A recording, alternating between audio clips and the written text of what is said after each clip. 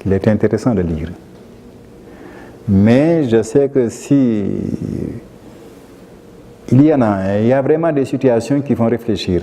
Il y a des gens qui, étant assis au chapitre de la mort, prennent conscience qu'ils ne reviendront pas tout à fait à la vie, qui appellent les membres de leur famille et qui leur donnent des informations, qui iraient jusqu'à leur dire « je sais que je vais partir, même ceux qui m'accompagnent sont là.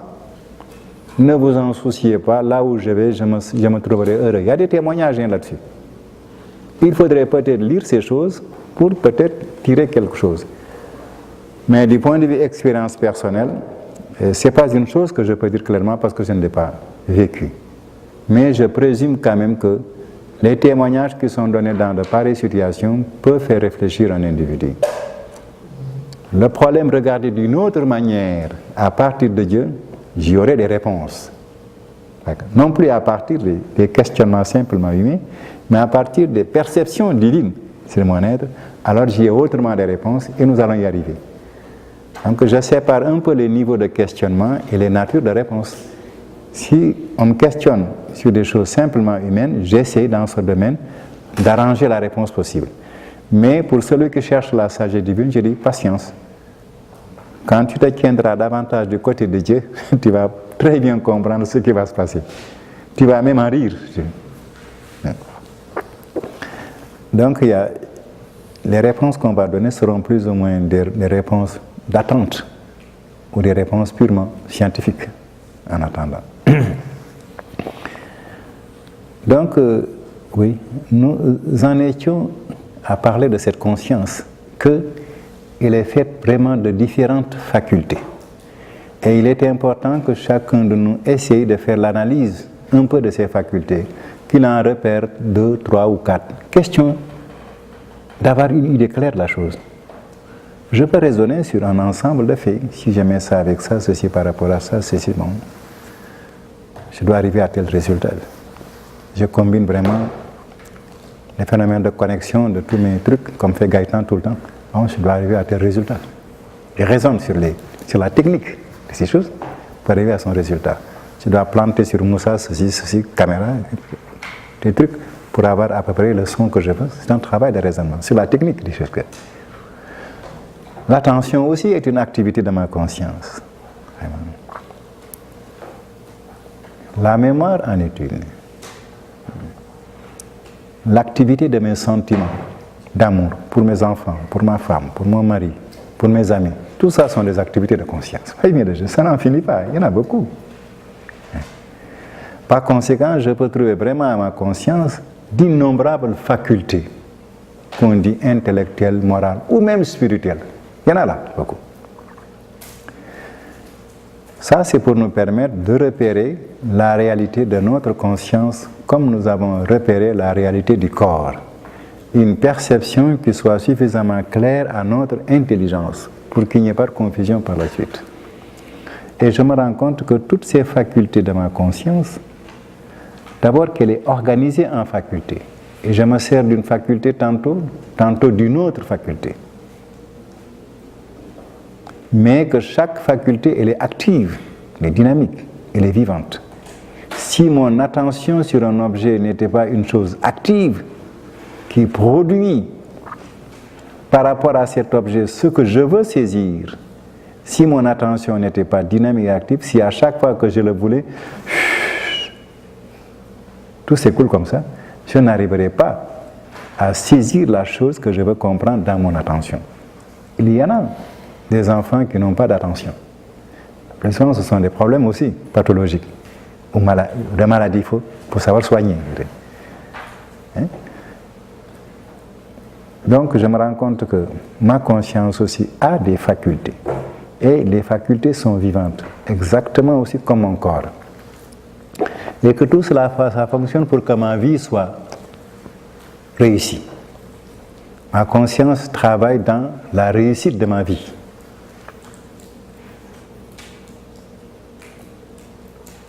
Donc voilà un deuxième aspect de l'être humain, sa conscience. Comme son corps, elle est structurée, a des facultés. Ces facultés sont actives, comme mon corps, ma conscience est vivante. Si elle n'était pas vivante, ces facultés ne marcheraient pas, et si ça ne marcherait pas, ma vie ne serait pas efficace. Même si je veux sortir de la porte, je n'irai pas, parce que vraiment ma conscience ne m'aide pas à trouver la direction. Je serais perdu. Et alors ma vie, évidemment, serait aussi bloquée. Voilà donc un deuxième aspect de l'être humain. On observe l'homme, on est en train de le regarder. Nous nous dirigeons vers son créateur, il n'y a pas de problème. Mais allons-y de façon assez sûre, avec une intelligence très attentive. C'est peut-être un peu de détail, mais ça me permet quand même d'être un peu plus conscient de moi-même. Oui, si nous parlons français, bien sûr, quelquefois le mot pensée en français veut dire aussi conscience. Quelquefois, la pensée, c'est l'activité de la conscience. Vous savez, le français, c'est une langue assez subtile. Quelquefois, on dit en français la pensée pour dire la conscience, tout court. En philosophie, quand on parle de la pensée, on parle de la conscience. Vraiment. En psychologie aussi, quand on parle de la pensée, on peut parler du mécanisme, comment fonctionne la pensée elle-même. Mais aussi, quelquefois, on dit j'ai une pensée malheureuse, j'ai une pensée heureuse, pour dire j'ai eu une idée, bonne ou mauvaise. Ma pensée n'était pas bonne, elle était erronée, mon idée était erronée. Donc ça, c'est le produit de la conscience. N'est-ce pas? Donc, peu importe. Mais ici, nous parlons de la faculté. La faculté qu'on appelle ici la conscience, on peut aussi l'appeler la pensée. En français, ça et là, ça dépend. Et on la regarde et on trouve quand même qu'elle a plusieurs modes d'expression. Elle peut faire attention, elle peut faire une concentration, elle peut faire un raisonnement, elle peut faire de la mémoire, elle peut fonctionner de plusieurs manières. Donc c'est cet organe qui nous intéresse, la conscience. On peut aussi l'appeler la pensée. Ou alors dire que la pensée est un produit de la conscience. Ça ne gêne pas ici pour le moment. Ça ne gêne pas. Maintenant, si nous regardons l'homme un peu plus haut, un peu plus loin, nous avons dit que sa conscience, son intelligence lui permet de comprendre. La pensée, notre pensée, fonctionne dans deux directions. D'abord, quand nos sens reçoivent des stimuli, j'entends de la musique ou du bruit, si je vois des choses, telle forme ou telle forme, ce sont mes sens qui voient. Mes sens transmettent ces perceptions, ces stimuli, les transmettent par le système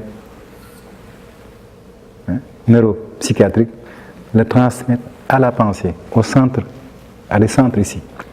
Mais cela y va sous une forme de vibration. Ça émet des vibrations. Ce que mon œil voit sur le mur, là, ça se transmet à mes centres de neuropsychiatrie sous forme de vibrations. Ces organes vibrent. Et la pensée maintenant à l'intérieur identifie ces vibrations. Mais quand la pensée aussi émet des idées vers l'extérieur, ces mêmes idées retraversent ces mêmes centres également. Et jusqu'à s'exprimer à l'extérieur. Donc si les centres sont abîmés, la transmission des perceptions sensorimotrices, la transmission est mauvaise à la pensée. Mais aussi ce que la pensée produit est mal transmis également à mes sens extérieurs sensorimoteurs. C'est très compliqué, c'est toute la psychiatrie, si vous préférez. J'ai compris. Voilà. Donc, c'est comme dans le système moteur. Si je veux me déplacer jusque là-bas et que mon système locomoteur, les nerfs, ne marche pas ici, je ne me déplace pas. Cependant, ma pensée veut bien, mais le système ne marche pas. Je ne me déplace pas. Vous voyez bien déjà. Si également un danger vient du dehors, j'ai bien perçu, mais mon système locomoteur ne marche pas, je ne peux pas fuir le danger. Ça me tombe là-dessus. Cependant, ma pensée a compris. Donc, il y a une relation entre la pensée et l'extérieur et la pensée, qu'on appelle le système mnémotechnique de l'individu. Nous aurons l'occasion d'en parler un peu plus loin, Mais si on entrait dans les détails, ce serait scientifiquement tellement rébarbatif que ça ne plairait plus en fin de compte. Mais il y a vraiment des relations continues entre la pensée et tout le mécanisme matériel de l'individu, au-dedans comme au dehors, vers le dedans. Nous aurons l'occasion d'en parler. Ce sont des questions très importantes et je sais très bien que quand on aborde ces choses, toute la culture scientifique de l'individu, tout ce qu'il a déjà appris en sciences ou en philosophie, en art, en technique, ça surgit. Sous forme de questionnement, bien sûr. Bon, donc, on les reçoit bien, on y répond, mais pour quelques-uns, on attendra un peu plus tard. Si on voulait y répondre tout de suite, ça ferait un cours de psychiatrie, ça nous mènerait très loin et ça nous sortirait vraiment beaucoup de sujets. Mais on entrerait dans l'inconscience à ce moment-là. Je n'ai pas très bien compris la relation entre ce qu'on dit et l'inconscience, si on voulait régler ces problèmes de façon profonde. Vous voulez dire?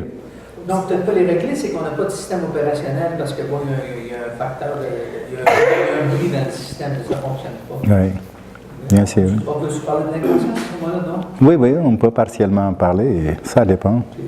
Du point de vue fonctionnement, on peut dire qu'on est dans une situation ou d'inconscience ou d'absence de réponse consciente, enfin, suffisamment consciente à la situation. Tout ça sont des complications, bien sûr, mais si on y fait attention, on comprend bien. Oui, si on fait attention, on comprend bien. Donc, nous voici, nous sommes arrêtés devant un deuxième aspect de l'homme qui est sa conscience. Un premier aspect, c'était son corps. Un deuxième aspect, c'est sa conscience ou son intelligence. Est-ce qu'on en a fini? On regarde encore de plus près. Autant son intelligence lui permet de comprendre les choses. Et vraiment, il s'en sert dans beaucoup de domaines. Les hommes ont créé tellement de sciences. C'est la preuve du fonctionnement de leur conscience. Vraiment, ça n'en finit pas. Si on avait besoin encore de se le prouver. Mais c'est qu'on a l'impression que l'homme ne s'arrête pas là. Qu'est-ce qui peut encore survenir? On dit oui, avant même qu'il ne se mette à comprendre une chose, il y a autre chose qui a fonctionné. Avant qu'il ne se mette à étudier le Coca-Cola, il y a autre chose qui a fonctionné avant la conscience. Qu'est-ce que c'est? Mais c'est la volonté. Je veux étudier. Ah, voilà une troisième personne, un troisième aspect de l'homme. Oui? Lorsque tu utilises le terme volontaire, est-ce que c'est le même terme que le libre arbitre? On y avance. Elle est là-dedans. Le libre arbitre est là-dedans. Mais pour le moment, je parle un langage humain, ordinaire. Ensuite, progressivement, on ira au centre des choses. Mais attends-moi là, je viens. Je pense que en français, c'est comme ma première langue, donc je ne sais pas si volontaire et libre arbitre sont les mêmes mots en français. Si? Français, c'est pas ma première langue, donc je ne sais pas oui.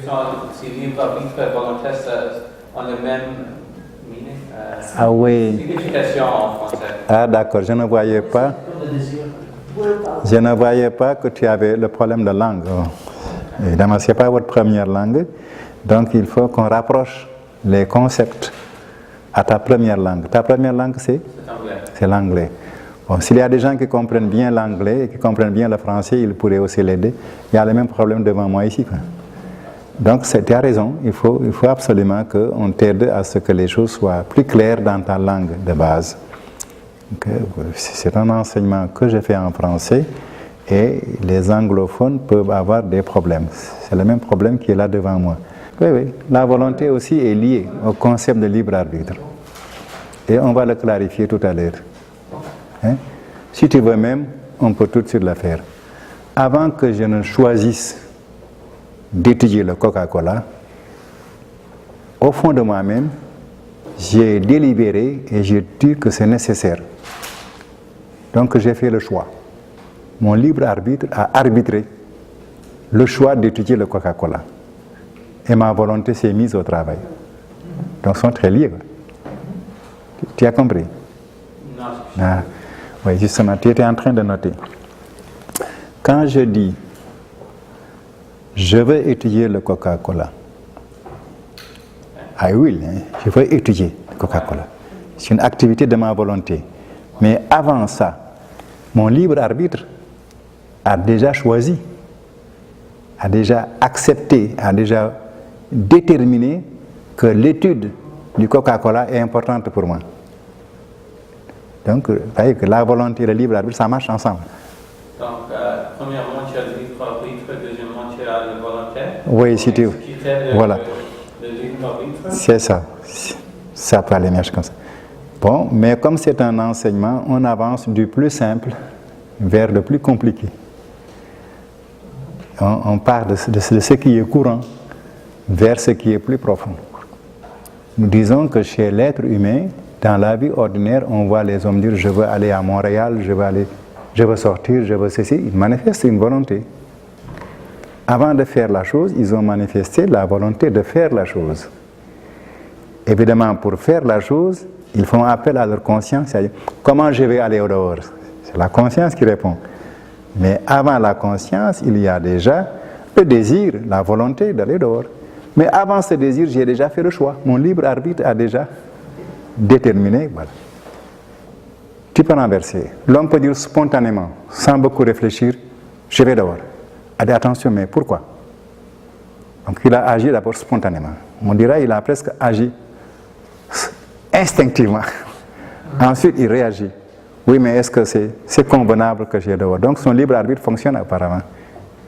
Mais aussi, il peut auparavant vraiment éprouver au très fond de son être des besoins supérieurs.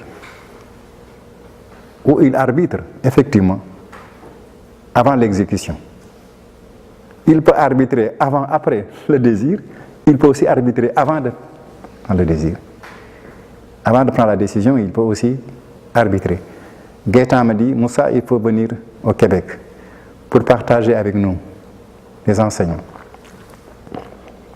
Il dit, laisse-moi, j'examine le problème. Pas bien le jeu. Donc mon libre arbitre va travailler d'abord. Je connais sa volonté, mais je n'ai pas tout de suite donné ma volonté, je délibère. Mon libre arbitre cherche à voir, est-ce que je dois le faire? Est-ce que d'abord mon propre être subirait bien cela sans avoir des torts? Est-ce que j'ai la force, la santé, la capacité d'aller là? Est-ce que si je vais au Québec, ce que je vais donner va plaire aux gens? Est-ce que ça ne va pas leur faire du mal? Est-ce que bon, ça c'est le libre arbitre qui délibère devant la volonté de Gaëtan, que je partage mais que je ne choisis pas encore avant d'avoir délibéré. Tu as compris? You understand? Je suis en train de comprendre. Il faut que je réfléchisse sur... Oui, il faut te mettre à ma situation par rapport à ma proposition. Il ne faut pas rester sur ta situation, mais tu viens sur ma situation. Là, tu vas comprendre. Mais qu'est-ce que tu as voulu faire à Sénégal? Est-ce que tu as voulu aller à Québec pour enseigner, premièrement, puis après tu as commencé à décider si c'était pratique? Non, ça ne s'est pas passé comme ça. Non, au Sénégal, je n'ai pas décidé de venir au Québec. Mais quel était votre désir? J'ai rencontré Gaëtan, je viens de le dire. Okay. J'ai rencontré Gaëtan à New York. Ouais. Gaëtan a discuté avec moi. Et après la discussion, pour ce qu'il a compris de ma façon de réfléchir sur Dieu, il a pensé que ça pourrait être bon aux Québécois. C'est lui qui a pensé, moi je ne connaissais pas les Québécois. Donc ce point, je ne pouvais pas faire la relation, mais lui pouvait faire la relation. Je n'avais pas la donnée des Québécois, mais lui il a la donnée des Québécois et il m'a donné. C'est lui qui pouvait faire la relation, pas moi. Dans un premier temps, c'était ça. Dans un deuxième temps, il est venu au Sénégal pour comprendre ma méthode. Avec Lynn, avec Guy Perron, ils sont venus 3 pour étudier la méthode au Sénégal. Vous voyez bien le jeu. Avant, il a pris des informations ailleurs. Donc, il organise sa propre pensée sur ça. Et il choisit, par son libre arbitre, de venir au Sénégal. Il fait la formation. Après, il vient voir les Québécois. Il les informe pendant qu'il était là-bas et pendant qu'il est venu ici. À ses amis, il parle de ce qu'il a vu. Ses amis étaient presque devenus d'accord pour apprendre la même chose que lui. Mais je ne les connaissais pas, ils ne me connaissaient pas. Et quand cette réflexion a été bien mûrie entre lui et ses amis, il m'a consulté pour que je vienne ici. Et maintenant, c'était à mon tour de faire jouer mon libre arbitre là-dessus. Tu as vu le jeu? Ouais. Tu as bien compris maintenant? Jusqu'à ce moment-là, oui. Voilà. Donc quand il me l'a proposé, j'ai pris sa proposition que j'ai examinée par rapport à tous les éléments de ma vie. C'est-à-dire mon libre arbitre à travailler là. Je m'excuse, mais c'est parce que tu as eu une décision à faire que tu étais obligé d'engager ton libre arbitre? Oui, je devais savoir d'abord est-ce que je dois répondre oui ou non. Il m'a demandé est-ce que je veux venir au Québec. Il faut que j'examine librement et par un arbitrage de mon être. Il faut que je vois que c'est opportun, c'est convenable pour moi avant de venir. Mais tu avais la volonté avant de le faire? Là, j'avais la volonté de... Après la volonté. De l'accepter, tu avais déjà la volonté? J'avais commencé à enseigner la spiritualité. Et au fond de moi-même, je ne la refuse à personne. Mais je n'avais pas pris de décision précise pour tel ou tel. Mais au fond de moi-même, j'avais et j'ai la volonté de partager ce que je sais avec une personne qui est à ma proximité. C'est une décision prise entre Dieu et moi, de façon générale. Tout comme le pilote, il a pris la décision de piloter des avions. Quand on dit que c'est là ton avion, là ta ligne, bon, il y va. Donc moi aussi j'étais assis par rapport à moi-même et par rapport à Dieu sur la volonté, le choix clair et net, délibéré, de partager ma connaissance spirituelle avec toute personne avec qui je peux la partager. Ça, c'est une décision que j'ai prise entre Dieu et moi, sans personne, sans aucun être humain. Donc, dans mon propre libre arbitre. Tu as compris? J'ai compris la fonction de libre arbitre dans votre décision. Oui. Maintenant, est-ce que vous pouvez expliquer quelle était la fonction de votre volonté dans cette décision? Dans le cas du Québec, chaque fois que je vais dans un pays, ça change. À chaque fois que je vais devant une autre personne, ça change. Ça ne change pas dans mon tréfonds, mais dans mes rapports avec la personne ou dans mes rapports avec le pays. Si on me disait d'aller en Russie, enseigner les Russes en français, comme ça, qui ne comprennent pas le français, je ne pars pas. La décision n'est pas bonne. Parce que je ne parle pas le russe, ils ne parlent pas le français. Voyez bien le jeu. Donc, les décisions formulées en acte de volonté sont soumises à d'autres conditions. Et ces conditions sont reprises dans la réflexion, dans la délibération de la résolution. Si je vais en Russie et que je ne vois pas des Russes qui parlent français, moi je ne parle pas le russe, je n'irai pas. C'est un travail absurde. Donc nous continuons toujours ce travail d'observation. Pour le moment, on observe là. Et ne nous fatiguons pas trop d'ailleurs à vouloir disséquer les choses. On va arriver dans un prochain mouvement. Et dans un premier temps, on veut repérer les aspects de mon être. C'est pour mieux réfléchir sur moi-même, sur l'homme, je veux dire. Donc, au-delà de sa conscience qui comprend les choses, il y a à son niveau autre chose qui fonctionne.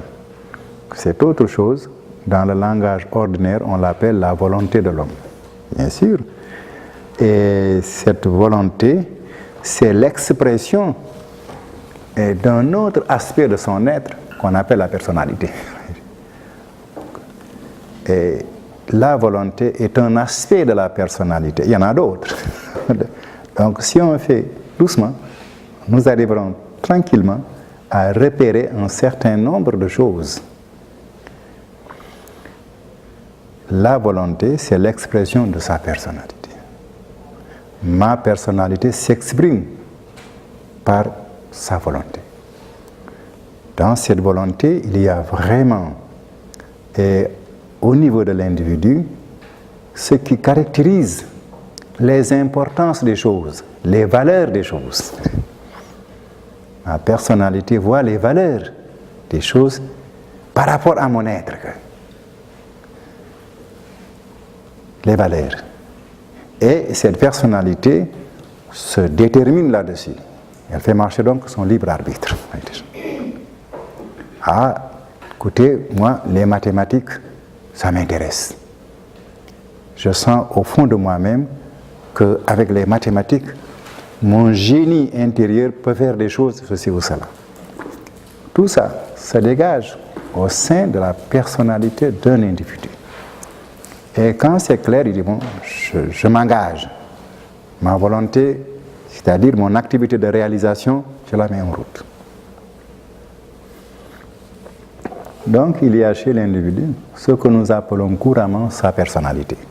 Pour le moment, qu'on ne s'embarrasse pas dans l'analyse de sa nature, qu'on prenne seulement conscience que j'ai une personnalité. C'est par cette personnalité que je détermine vraiment tout ce que ma vie reconnaît comme étant important, valable, significatif, même idéal pour moi-même. C'est au niveau de ma personnalité. Donc, au-delà de la conscience de l'individu, de son intelligence des choses, nous rencontrons également un autre aspect qu'on appelle la personnalité de l'individu. Si vous l'appelez le moi aussi, ça ne me gêne pas. Les mots, ça varie beaucoup. Si vous l'appelez d'un autre nom, peu importe, mais que je me rende compte que c'est vraiment le niveau de mon être où je dégage en moi-même la nécessité ou l'obligation ou l'opportunité de faire une chose ou de ne pas la faire. Le niveau où je fais profondément le choix. Là où je fais profondément le choix, j'ai jugé moralement.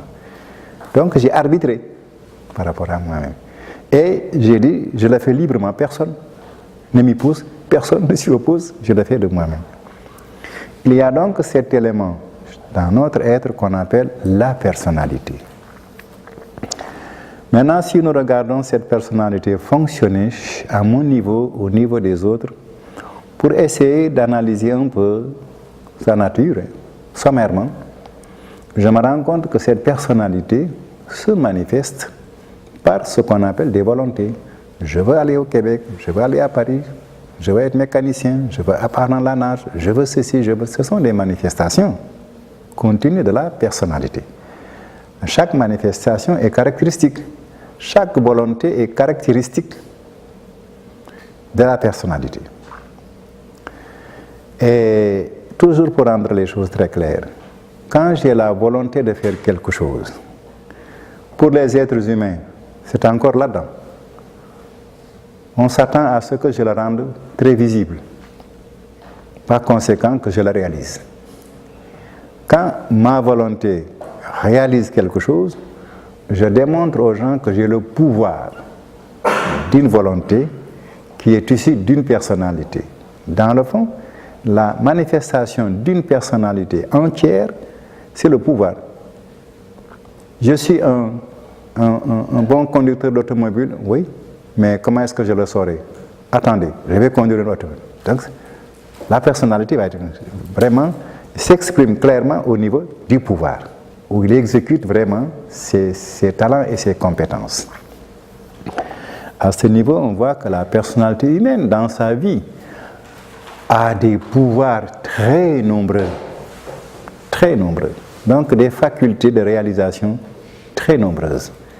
Il a le pouvoir d'apprendre à nager, il a le pouvoir d'apprendre à conduire une bicyclette, il a le pouvoir de ceci, de cela. Il sort continuellement ses propres talents et les réalise en fait de pouvoir et ça produit des effets. Donc à ce niveau, on se rend compte que la personnalité aussi a vraiment ses facultés, ses organes de fonctionnement, qu'on peut appeler des pouvoirs de la volonté, manifeste.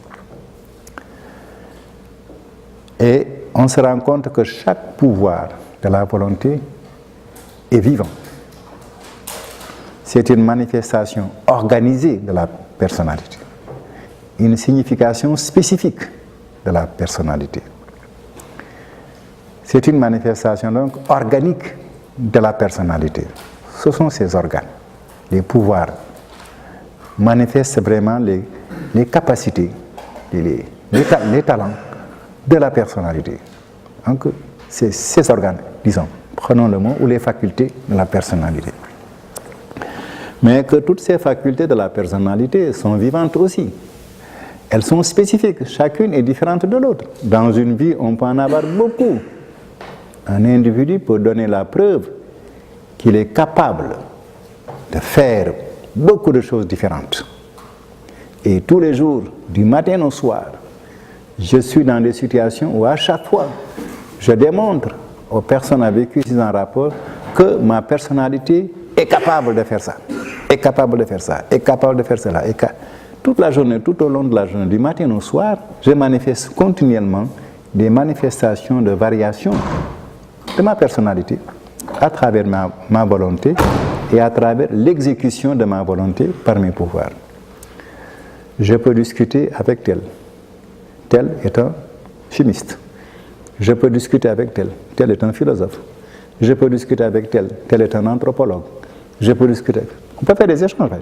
Partout, je démontre que ma personnalité est capable de s'adapter au point de vue de l'autre et également de sortir son point de vue.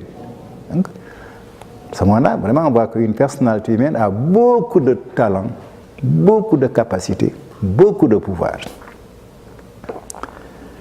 Comme nous l'avons déjà vu pour la conscience, comme nous l'avons vu déjà pour la conscience, on se rend compte que la personnalité aussi a des organes qu'on appelle des pouvoirs.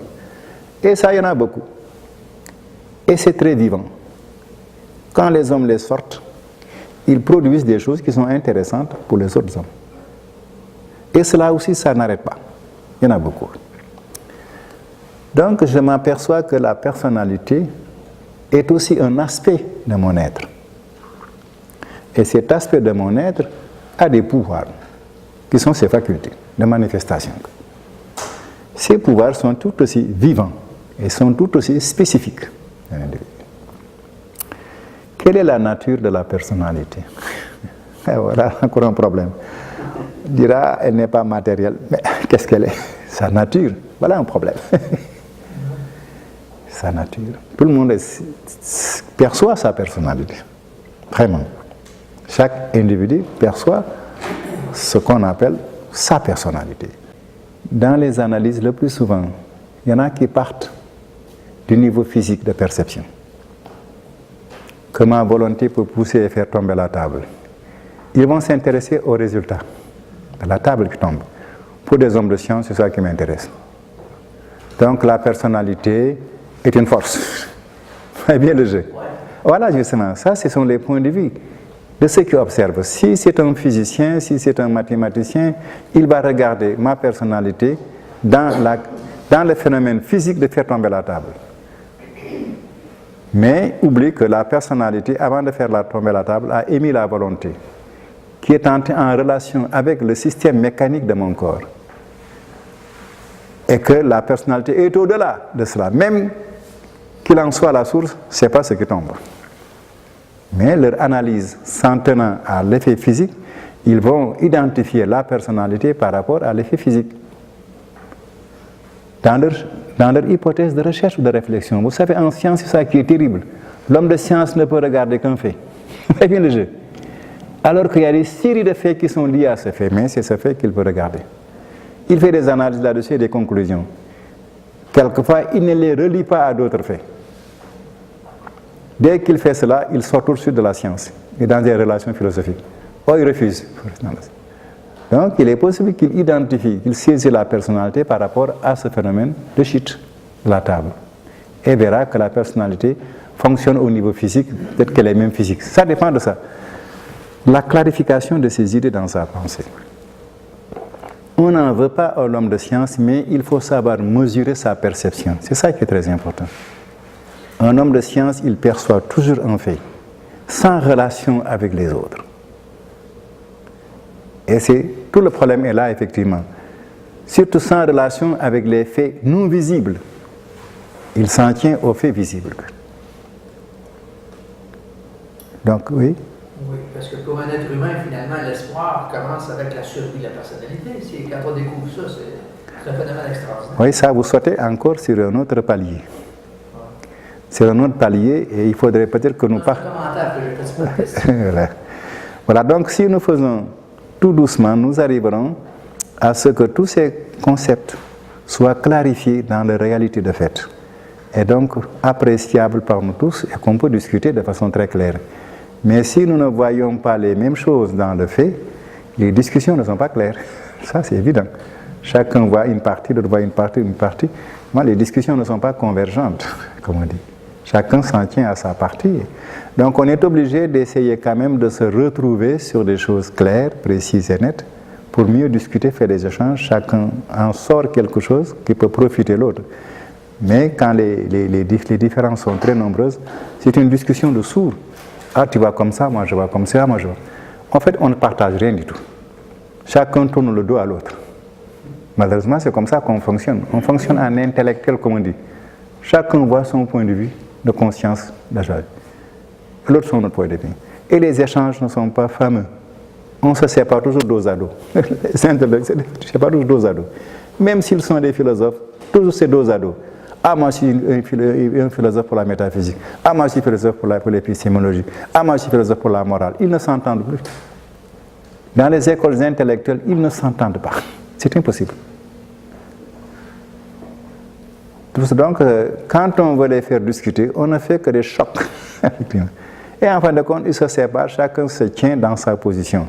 On ne partage pas très bien en école intellectuelle, parce que les visions sont très divergentes, très différentes. Ça, c'est un problème sur lequel nous aurons besoin de revenir. Et un homme qui cherche la vérité, dans la vie, doit faire attention. Parce que l'intellectuel voit toujours un aspect figé. C'est tout. Il ne l'intègre pas à autre chose. Et c'est ce qui fait que les intellectuels, le plus souvent, sont très solitaires par rapport à la vie sociale, la vie spirituelle. Parce qu'ils ne savent pas mettre les choses dans la vie, effectivement. Ils l'ont sorti de la vie pour le comprendre. S'ils le remettent dans la vie, ils ne comprennent plus. Ça, ce sont des choses sur lesquelles on reviendra beaucoup plus tard. Nous ne manquerons pas de réfléchir de façon critique sur le fonctionnement de toute notre culture sur Terre pour mieux arranger la finalité de notre vie. Quelquefois, nous sommes prisonniers de ce que nous avons appris. On ne le vit pas. On ne sait pas comment est-ce qu'on peut le vivre. Alors, ce qu'on a appris, et moi, ça fait des choses qui se heurtent. J'ai appris la science, mais je n'arrive pas à vivre la science. Alors, je parle de science de façon différente de mon être. C'est terrible, ça. J'ai appris la philosophie, mais je ne la vis pas. Ils n'ont pas appris à intégrer ces connaissances dans la vie. Mais ce qu'un homme ne vit pas, c'est zéro pour lui. Ça n'a pas de signification. Sauf dans la mémoire intellectuelle, c'est tout. Voyez bien, c'est terrible en fin de compte. Ce que nous n'arrivons pas à vivre ne sont que des considérations. La patate est bonne, la pomme est bonne, mais je ne mange pas. Ça, ce ne sont que des considérations intellectuelles. Ce n'est pas entré dans ma vie. Ça n'a aucun sens pour ma vie. Et cependant, on est content d'être des intellectuels. Alors qu'on ne se rend pas compte qu'on n'est pas suffisamment satisfait parce qu'on n'a pas vécu la chose. Tout le problème est là. Ceux qui vont chercher Dieu devront repasser par la vie. Mais les intellectuels sont en dehors de la vie. Tout ça, nous aurons l'occasion d'en faire la critique et de corriger nos connaissances intellectuelles en les rendant vivantes. Et là, on se rendra compte que ça change. Donc, allons-y tout doucement. Dans tout ce que nous avons dit, le corps est vivant, et s'il cessait de vivre, ça ne veut rien dire. La conscience, elle est active, elle est vivante. Mais si elle refusait de s'activer, qu'est-ce qui sortirait? Rien du tout. La personnalité aussi, elle est vivante, elle est dynamique. Mais si elle se figeait, qu'est-ce qui sortirait? Rien du tout. Vous voyez comme c'est important. Ça fait plusieurs fois, la troisième fois que j'attire votre attention sur la notion vivante de ce qui me constitue. Et c'est très important. Si nous enlevons la vie à un corps, c'est un cadavre. Il faut le jeter dans un trou. Ça ne sert à rien du tout. On n'y fait pas suffisamment attention à cette notion de vie. Eh oui. Mais si j'enlevais aussi à ma conscience la vie, l'activité, il n'y aurait aucune production de ma conscience. Chez les enfants débiles mentaux, j'ai attiré votre attention là-dessus, la pensée est tellement visqueuse que l'activité est mince. Si jamais vous les connaissez dans la vie, essayez de vous rapprocher d'eux. Vous verrez qu'il ne sort rien de positif de la conscience. À ce moment-là, vous comprendrez l'importance de l'activité, de la vie de la conscience. C'est très important. Si également on réfléchit sur la personnalité, les personnes qui sont tombées dans un état de schizophrénie, je suis obligé de prendre des cas pathologiques pour mieux vous sensibiliser sur le cas normal.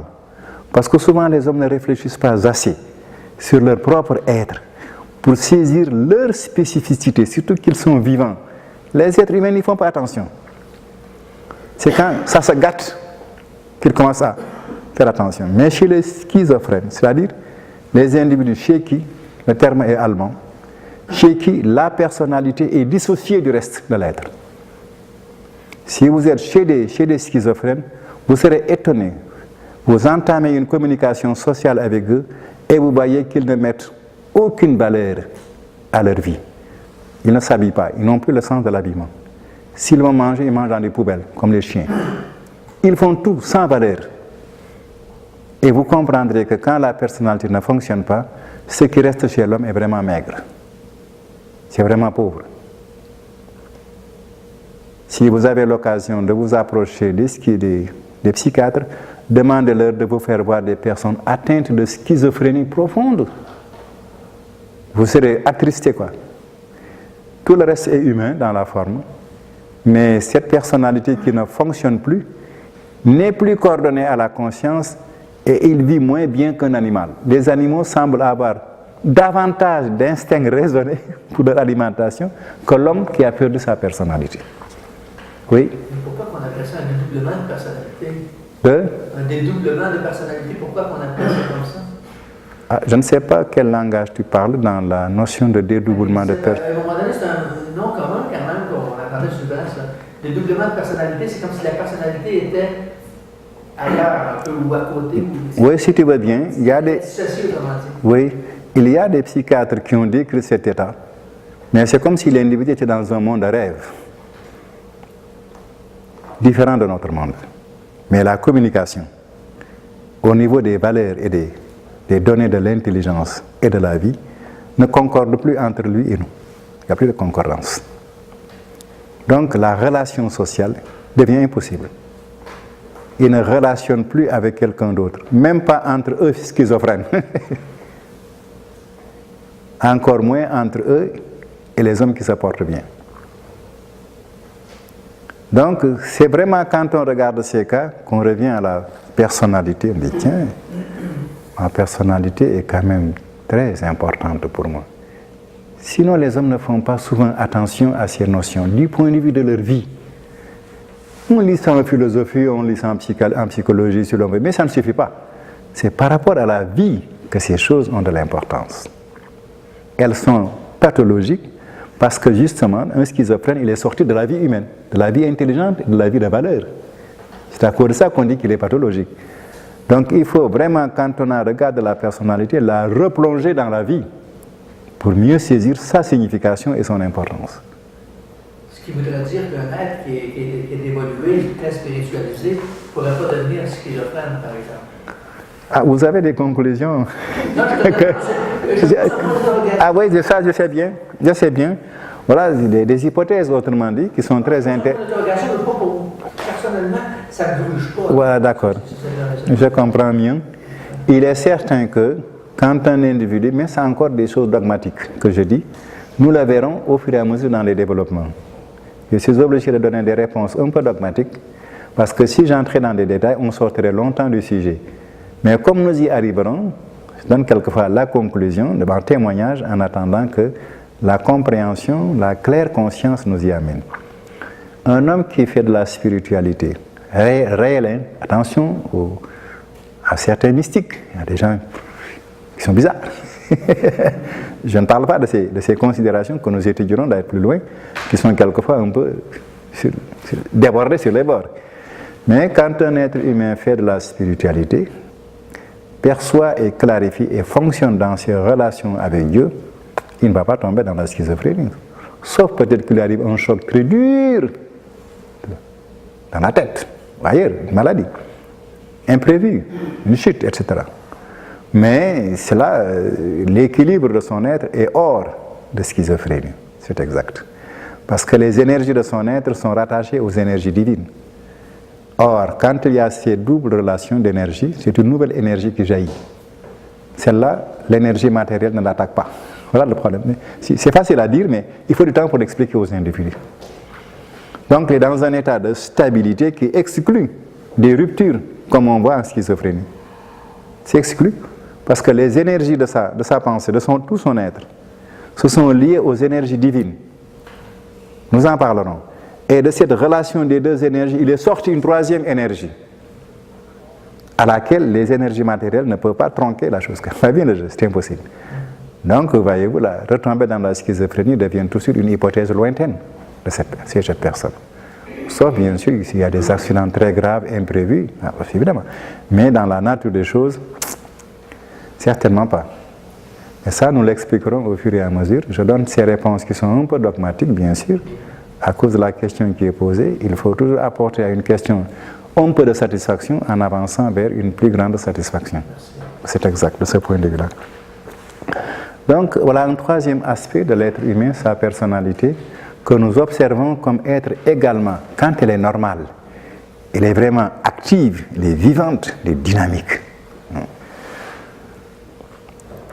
Donc, voilà, dans l'observation de l'homme, dans un premier degré, il y aura d'autres degrés, mais dans un premier degré, je crois que nous tous, tant que nous sommes, nous pouvons repérer notre corps, nous pouvons repérer notre conscience, notre intelligence, nous pouvons repérer notre personnalité. C'est quand même dans le vocabulaire des hommes, couramment, et que chaque élément a une signification précise pour l'être humain. Maintenant que nous avons regardé ces trois choses en l'homme, nous sommes en train d'arriver dans ce qui est encore plus piquant. Voilà trois choses chez l'homme, chez chaque homme qui va. Un corps, une conscience et une personnalité. Si on regarde bien cet homme et qu'on s'amuse, oh, et s'il n'avait plus de corps, que se passerait-il? Plus rien, le débat s'arrête. Allez. Donc, ce qu'on appelle l'homme chez lui disparaît. Le corps meurt, comme on dit, il n'y a plus de vie, il s'arrête. Et si cet homme-là n'avait plus son intelligence, sa conscience, c'est un malade mental. Évidemment, il est difficile de faire quelque chose de positif. Cet homme. Et si cet homme perdait sa personnalité, comme dans la schizophrénie profonde, là encore, c'est encore plus malheureux. Voilà trois éléments. Si une pathologie frappe n'importe laquelle de ces trois, tous les trois sont disloqués, sont sans efficacité. Mais une autre question, partout où je me trouve, mon corps y est, ma conscience y est, ma personnalité y est. Je ne peux pas être au Québec et ma personnalité à Dakar. C'est impossible. Où que je me trouve, j'y suis avec les trois réalités de mon être. Et oui, c'est bon d'y faire attention. Donc ces trois réalités de mon être sont liées de façon à ne pas détruire. Si jamais il y a une dislocation, à quelque niveau que ce soit, l'être humain n'est plus dans un sens humain acceptable. Les trois sont là, les trois sont toujours liés, les trois ne sont pas de même nature. Le corps est de nature matérielle. La conscience, quand bien même je ne peux pas donner sa nature, je sais qu'elle n'est pas matérielle. Elle étudie la matière, elle trouve des lois de la matière, elle n'est pas matérielle. Ma personnalité également n'est pas matérielle, mais n'est pas aussi ma conscience. Elle se situe à un niveau encore plus profond. Et ces trois choses sont toujours ensemble. Quelle est la question qui se pose? Comment et qui a pu mettre en unité le corps, la conscience et la personnalité? Voilà la question qu'il faut poser. Qui donc a fait ça? Et voilà une question très intéressante. Nous commençons maintenant à entrer dans le secret de notre être. Je suis corps, Je suis conscience, je suis personnalité. Qui a mis les trois ensemble de telle manière qu'elles marchent toujours ensemble sans se gêner. Le corps ne gêne pas la conscience ne gêne pas le corps, la personne. Au contraire, si l'un des éléments n'est pas, le reste a des problèmes. Ou fonctionne mal. Mais qui a pu mettre ces trois choses différentes ensemble, en unité? Voilà le problème. Les trois sont ensemble. Voilà. Donc voilà une question. Et les trois sont vivantes. Les trois parties de l'homme sont vivantes. Quel est cet élément qui les lie dans la vie? Qu'est-ce que c'est que la vie? Même question. Qu'est-ce que c'est que cette création qui les a liés, qui les a unifiés? Voilà le problème. J'interroge mon père, j'interroge ma mère. Non, écoute, je n'ai pas fait ça. Je vais interroger tous les philosophes et tous les hommes de science de la Terre. Qu'est-ce qui a fait ça? Ils sont obligés de reculer. Non, on n'a pas fait ça. On constate, on étudie les trois. Mais leur unification, leur unité, qui constitue l'homme, ce n'est pas nous. Donc on regarde à nouveau l'homme. Et on nous dit, qui es-tu? Allons-y tout doucement, ne nous fatiguons pas, c'est toujours nous-mêmes. Qui es-tu donc l'homme? La réflexion le conduit à ceci, je suis. Et alors? Vivant. Je suis vivant. Je suis un être vivant. Faisons bien attention à ces choses. On le dit couramment, hein? Mais aujourd'hui on fait attention. Comment est-ce que tu es un être? Oui, j'existe en corps. Je suis un corps matériel. J'existe en conscience. J'existe en personnalité. Voilà des faits. L'existence, c'est le fait. Voilà. Donc, je suis un être. Et alors, qu'est-ce que tu ajoutes? Vivant. Ce que je suis, ça fonctionne. Ça produit des résultats. Si on enlevait la vie à cela, il resterait la statue. Nous faisons des statues, jamais des êtres vivants. Nos artistes. Ça fait des statues, ça ne fait pas des êtres vivants. Mais quand on constate, quand on observe l'homme, on voit qu'il est un être vivant. Jamais les philosophes n'expliquent clairement cet accouplement. Être et être vivant. Et c'est important qu'on s'y arrive. L'homme est un être vivant, ce couple. Qui donc a fait que l'homme est un être constitué par des réalités unifiées et qui a fait que l'ensemble fonctionne et vivant pour produire un résultat.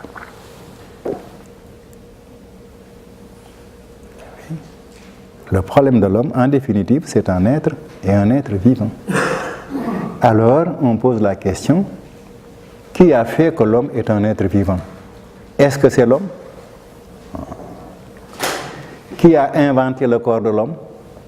Quel est le génie qui a inventé le corps de l'homme? Quel est le génie qui a inventé la conscience de l'homme? Quel est le génie qui a inventé la personnalité humaine? Quel est le génie qui les a mis en rapport? Quel est le génie qui a fait que c'est vivant? Voilà donc l'étude de l'homme, très simple, nous amène à un questionnement tout de suite. Est-ce que l'un d'entre nous peut suggérer une réponse? Oui? C'est peut-être la juste pensée, c'est la partie divine qui est en nous, qui peut unifier tout ça. Oui, oui. C'est le Fils créateur. Oui, oui, une autre réponse. Pas tellement sorti des livres, mais sorti de la spontanéité. Ça fait partie d'une érudition, que nous viendrons à cela. Mais ordinairement, on dit que l'homme est créé par Dieu. C'est tout. Il ne peut pas être créé par moins qu'un Dieu. Il n'y a pas de créature humaine qui puisse inventer l'homme. Ben voilà, oui. Extraterrestre. Hein? Extraterrestre. Un extraterrestre. Oui, un extraterrestre, oui, mais il n'est pas terrestre. Mais l'homme, il est terrestre. Extra. Donc, vraiment, nous sommes devant l'obligation intellectuelle de réfléchir sur celui qui a fait, qui a inventé l'homme, dont l'invention est constituée de ces choses dont on a parlé, dont chaque partie est variée en faculté ou en organe. Chaque partie est vivante, mais toutes les trois parties sont liées dans une unité. Et dans cette unification, les trois fonctionnent. Et quand les trois fonctionnent, ça définit l'homme. Si une partie ne fonctionnait pas, l'homme n'est pas clair à l'homme du tout. Il faut qu'il y ait les trois personnes, les trois parties, et que les trois parties soient liées, et que les trois parties fonctionnent aussi. Alors, à ce moment-là, on dirait, voici un être humain. Mais quand on arrive à cela, voici un être humain, on dit oui, mais qui a créé cet être humain? Et voilà. Et voilà. Donc nous arrivons à une petite conclusion. L'homme est un être. N'oublions pas que ça veut dire qu'il est constitué de différentes parties, différentes en nature. C'est très important. Chaque partie est organisée. L'organisation est intelligente. Et chaque partie est vivante et participe vraiment à l'efficacité de la vie de l'individu. Faisons-y bien attention. C'est un être et c'est un être vivant aussi. Et notons ces choses pour le moment. C'est un être vivant et un être unifié, oui. Peux-tu être non-vivant et être un être? Peux-tu être un être non-vivant? Voilà, c'est une question également très bonne. Les philosophes qui travaillent sur le néant, je ne les comprends pas.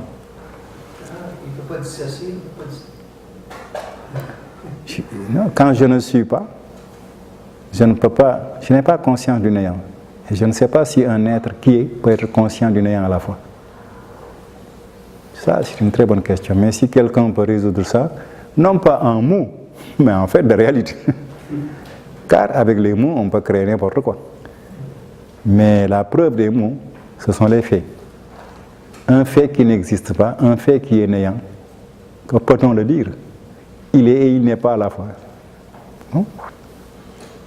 On ne peut pas être et en même temps être néant. On peut peut-être penser à anéantir son être, si on veut, le détruire. Mais être néant, je ne le conçois pas. L'être s'oppose au néant. Vraiment. Donc ça aussi, ce sont des problèmes sur lesquels on peut réfléchir et laver son cerveau. Y mettre dans sa pensée des contradictions, c'est vraiment passer son temps à créer aussi des c'est possible. Je suis, comme disait Hamlet, I am. To be or not to be. Être ou ne pas être, c'est tout. Donc tout cela, évidemment, entendons-nous bien sur le plan de ce que nous disons.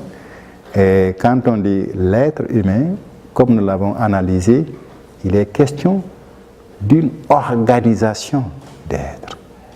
Ah oui, c'est très important. D'une organisation.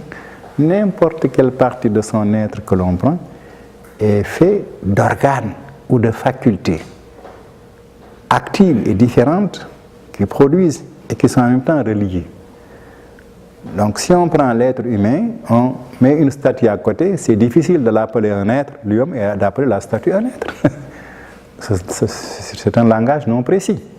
Si l'homme est un être, pour ne pas se tromper et faire la confusion, il faut appeler la statue statue.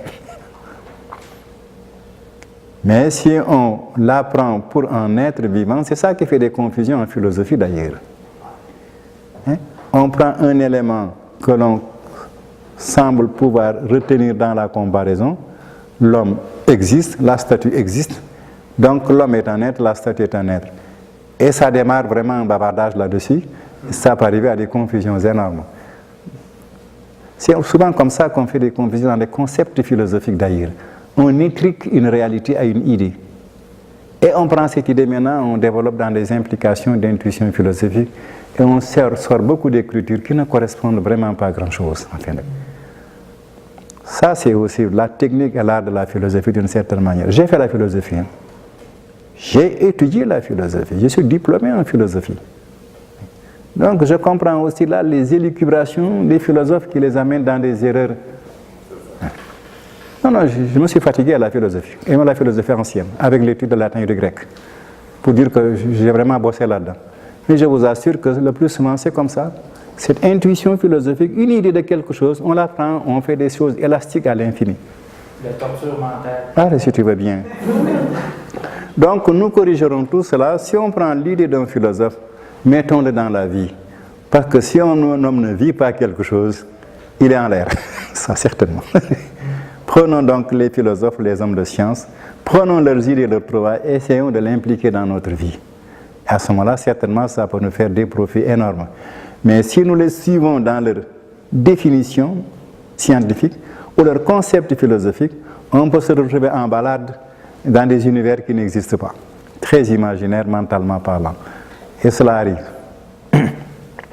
Donc faisons attention à la chose, l'homme n'est pas seulement qu'un être, il serait comme une statue, il est vivant.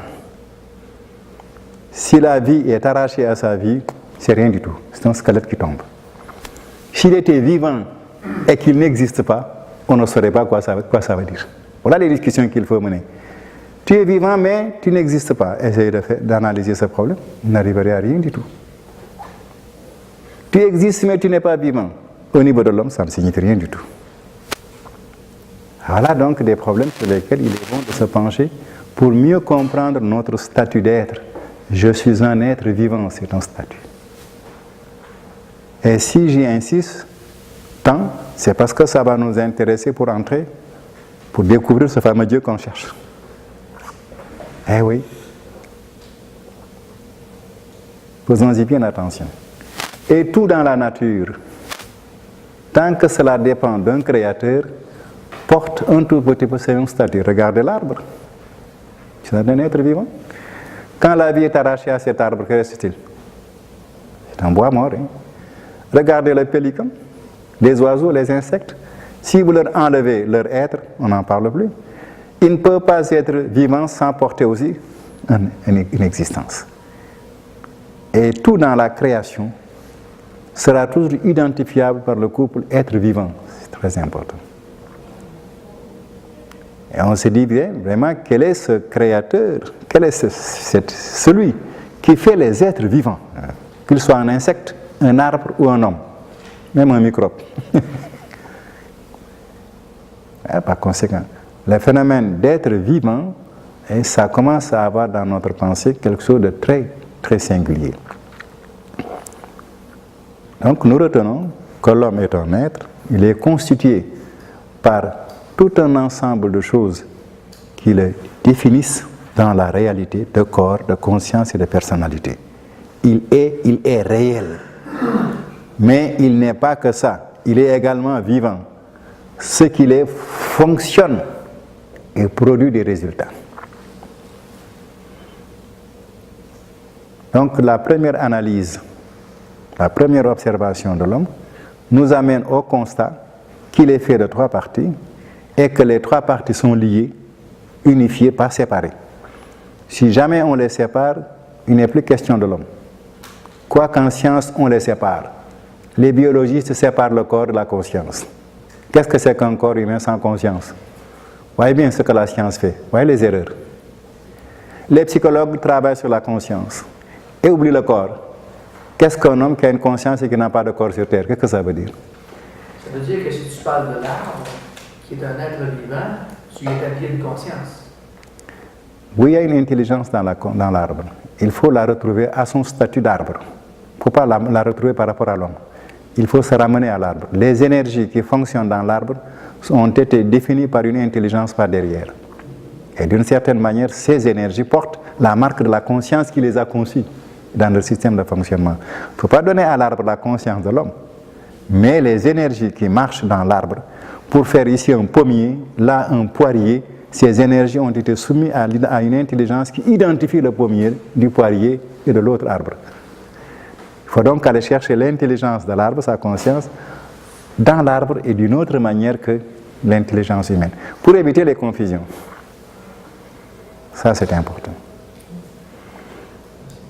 La conscience de l'homme est assortie d'un élément supplémentaire qu'on appelle la personnalité.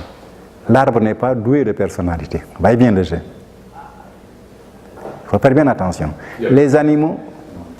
Hein? Il n'y a pas de libre arbitre. N'a pas de libre arbitre. Voilà, c'est ça, c'est la personnalité, la libre arbitre, la volonté, tout ce qu'on veut là-dedans. Les animaux aussi sont vivants, sont des êtres vivants, mais ne sont pas dotés de personnalité comme l'homme. Là, nous en saisissons les différenciations, c'est très important. Hein? Mais les énergies qui constituent leur être sont soumises à la règle de l'intelligence, de la conscience. C'est quand on s'efforce de bien serrer les choses qu'on arrive à expliquer les événements par rapport à Dieu. Mais si on confond le tout, l'homme et l'animal est l'arbre, l'homme est l'arbre, évidemment on n'en sort plus. Et souvent, malheureusement, c'est ce qui arrive. Et ce qui fait cela, c'est que les hommes de science sectionnent la réalité. Le biologiste dit, la conscience ne m'intéresse pas, c'est le corps qui m'intéresse. C'est son travail, il va bien le jeu. Mais le psychologue dit, le corps, ça ne m'intéresse pas. Moi, c'est la conscience qui m'intéresse. Il a sectionné l'homme. Les philosophes disent, moi, le reste ne m'intéresse pas. C'est vraiment le côté moral, le côté de la personnalité qui m'intéresse. Et il oublie le reste. Dans tous les domaines de la connaissance, nous avons sectionné l'homme. Et chacun s'est enfermé dans sa section. Faculté de médecine, faculté de lettres, faculté de sciences. Et voilà, évidemment, ils oublient que l'homme n'est pas sectionné ainsi dans la réalité. C'est une unité de tout cela. Mais un homme qui est ainsi sectionné dans la vie n'est plus un homme, du tout. Et voilà, donc nous irons plus loin. Nous arriverons à la critique de notre culture scientifique, philosophique, etc. Mais nous nous rendons compte que beaucoup d'erreurs proviennent du fait qu'ils n'ont pas été capables de réfléchir sur la synthèse. Voilà le problème. L'unité de l'homme. Ils n'ont pas saisi l'humanité de l'homme. Étant incapables de réfléchir sur cette synthèse, c'est problématique. Hein? Ils n'ont pas été capables de réfléchir, ils ont dit, bon, on sectionne quand même, on s'intéresse objectivement à ce qu'on peut étudier. Mais ils ne se sont pas rendus compte que s'ils sectionnent l'homme, ce n'est plus l'homme. Mais ça, c'est une autre question. Cependant, en passant notre chemin, il faut bien qu'on y réfléchisse. L'homme est une unité de différentes réalités. Si on rompt l'unité, il n'est plus homme, du tout. Un corps simplement, ce n'est pas l'homme. Une conscience qui flotterait comme ça n'est pas l'homme aussi. Une personnalité qui vagabonderait ailleurs ne serait pas l'homme aussi. Voilà le problème de l'homme. Il faut que le tout soit pris en considération. Mais si on prend le tout en considération, cela exige une autre technique. Qui a pu les mettre ensemble et comment? Voilà le problème. Les hommes ne réfléchissent pas sur la synthèse des trois. Et sur le mécanisme de cette synthèse, qui est la vie. Voilà. Étant incapables de prendre tout en charge, ils ont sectionné chaque partie. Mais ayant sectionné chaque partie, il faut l'avouer, ils ont détruit aussi l'homme à chaque fois. Il faudrait donc que l'homme de science ait le courage de ramener les autres parties. Le psychologue, les autres parties. Les philosophes, les autres parties. Est-ce que tu crois que ça viendra un jour? Non. Ça ne viendra pas par les hommes de cette façon, sauf s'ils prennent la démarche. Car la synthèse de l'homme tient à son créateur. Voilà le problème. La compréhension synthétique de l'homme, la synthèse de tout cela, le secret de cette synthèse, de cette unité, ce n'est pas dans les mains de l'homme. C'est ailleurs. C'est un peu vers cela qu'on glisse tout doucement. Il faut qu'un autre explique à l'homme qui il est. Et cet autre qui doit lui expliquer, c'est son créateur, effectivement. Voilà le problème. Et il y a bel et bien une synthèse, et nous avançons vers ça et la compréhension de cette synthèse. Mais je dis que notre façon de regarder l'homme dans nos universités a été une façon de section. Ça n'a pas été une façon de synthèse. Et quand on sectionne, il faut le dire, on ne comprendra qu'une partie. On ne comprend pas de tout. Obligatoirement. Alors si on veut expliquer l'homme en étant biologiste, on dira que la pensée, la personnalité vient de la matière, bien sûr. Et c'est bien ce qui est arrivé. Chacun n'a qu'une section, mais il veut expliquer le tout. Il a donc que le tout est sorti de la partie. Il ne peut pas l'éviter, c'est dans la logique de la pensée, obligatoirement. Seulement sa théorie ne sera pas tout à fait correcte aussi. Ainsi de suite, ainsi de suite. Donc nous en sommes à cette conclusion. Il faut que les hommes aient le courage quand même de dire que celui qui doit expliquer l'homme, c'est celui qui l'a créé. On ne veut pas arriver à cela. On veut que ce soit nous qui expliquons ce que nous n'avons pas créé. Vous voyez bien le jeu. Mais pourquoi les hommes, un instant, ne se diraient pas que celui qui a créé l'homme aussi participe à l'explication de l'homme? Et les hommes ont effacé Dieu, les hommes de science, non, ne parlent pas de Dieu.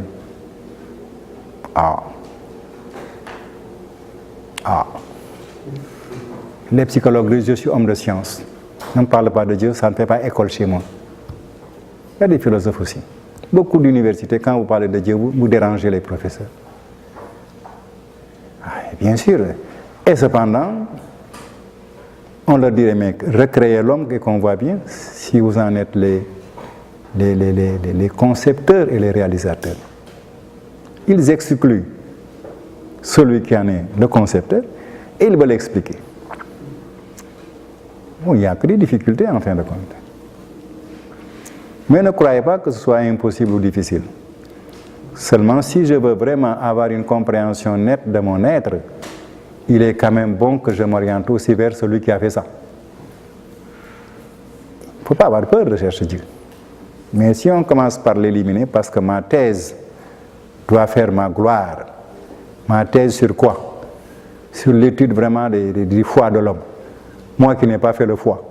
Je parle comme si j'étais le créateur du foie de l'homme. C'est comme ça les hommes. Quand les philosophes parlent de la conscience humaine ou de la personnalité humaine, c'est comme s'il avait créé la personnalité. Il oublie qu'il ne fait qu'observer les choses. Mais quand il a fini de parler, c'est comme si lui-même a créé la... Regardez attentivement, lisez-les. Ce qu'ils en disent paraît être péremptoirement le fondement de la chose. Ils tous, ils se substituent à Dieu. Dieu ne se fâche pas. Il regarde ses enfants et il attend. C'est que bientôt ils en arriveront à se rendre compte qu'ils n'ont vu qu'une partie. Il y a encore bien d'autres parties. Donc nous tirons la conclusion sur ce premier niveau d'observation de l'homme. Il est fait d'un corps, il est fait d'une conscience, il est fait d'une personnalité. Et nous nous répétons simplement trois réalités différentes dans leur nature. Mais trois réalités unifiées dans l'être humain. Chaque partie est vivante et les trois sont également vivantes. Ce sont les simples conclusions qu'on tire pour le moment. C'est tout. Très simple. Il est un être constitué de différentes parties, unifiées, et le tout est vivant. Nos observations, là-dessus, s'arrêtent là, pour le moment.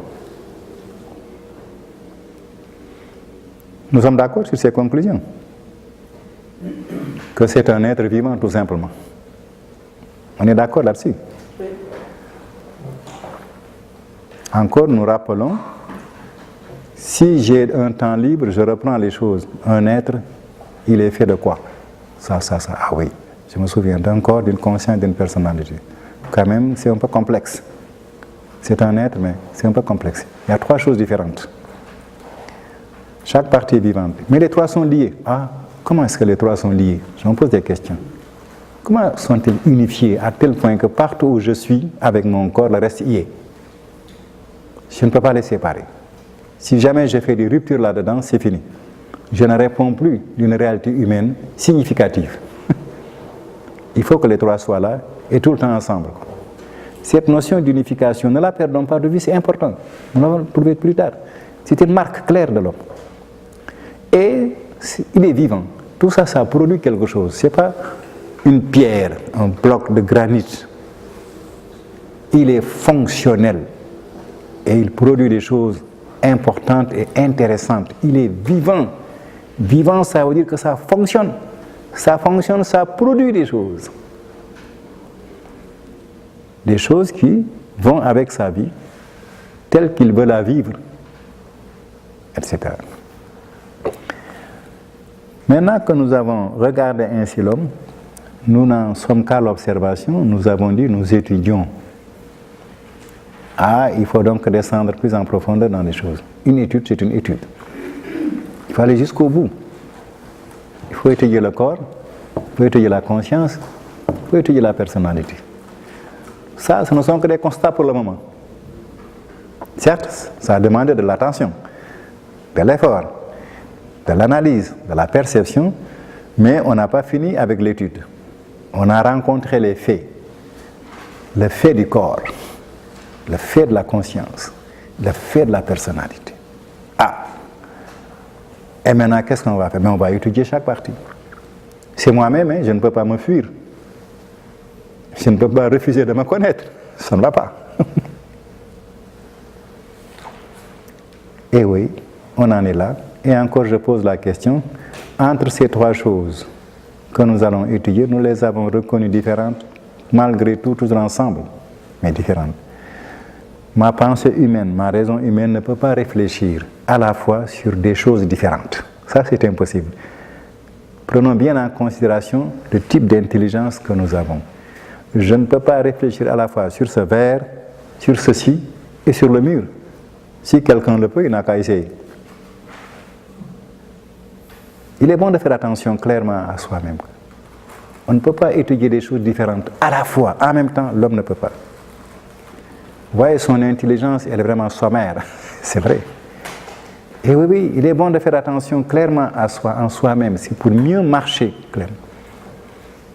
Il ne peut pas réfléchir sur deux idées différentes à la fois.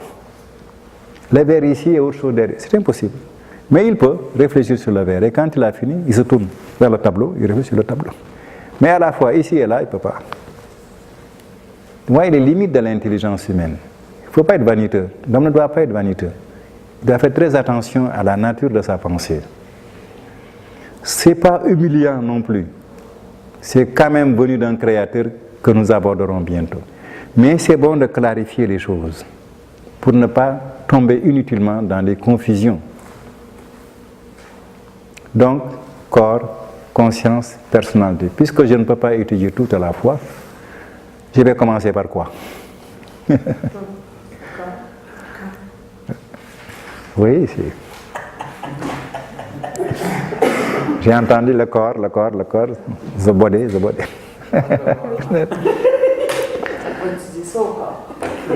Oui, là également, je vais surgir dans vos propositions. Je vais surgir avec une considération et je vous demanderai bien, on discutera cette considération. Si on est d'accord là-dessus, c'est une méthode. Hein. Il y en a trois. On peut commencer par le corps, on peut commencer peut-être par autre chose. Comme tout à l'heure, il y avait Dieu, l'homme et la terre. Il nous a fallu faire le choix. On a choisi l'homme. La terre, on ne l'a pas oublié. On n'a pas oublié Dieu aussi. Mais on a fait un choix. Ce choix que nous avons fait, ça va nous amener à tous les deux. Vous verrez combien Dieu est intelligent et combien il est unifié et cohérent. C'est incroyable. Du simple, on va au complexe. De façon très naturelle. Il est très cohérent. Mais les hommes ne soupçonnent pas que Dieu est cohérent.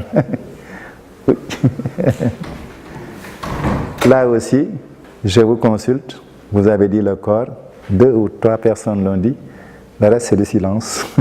On n'a rien dit. Je vais vous proposer, si vous le voulez bien, que l'on commence plutôt par la conscience. Pourquoi? Voilà. D'abord parce que le corps, nous en avons pas mal d'éléments à l'école. Mais ce n'est pas la bonne raison, ce n'est pas la meilleure raison.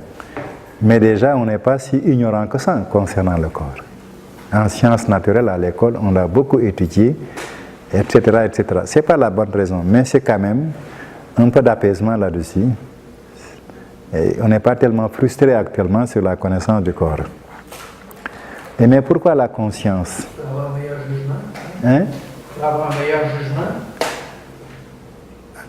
C'est-à-dire, on commence par la conscience pour avoir un meilleur jugement. Oui, c'est possible. Oui, je vais aussi vous dire pourquoi je commence par là. Oui, c'est correct. Parce que c'est la conscience qui a conscience du corps. C'est la conscience qui m'éclaire sur le corps, effectivement. La conscience a conscience du corps. Et elle a aussi conscience de la personnalité. Voyez bien le jeu. C'est une lampe intermédiaire qui éclaire là et là. Parce que si on n'a pas conscience du corps, c'est comme si on n'avait pas de corps. Hein? Donc, voilà, c'est pour ça que je vous propose qu'on passe par cet intermédiaire qui à la fois prend conscience du corps, m'éclaire sur le corps, mais aussi m'éclaire sur la personnalité.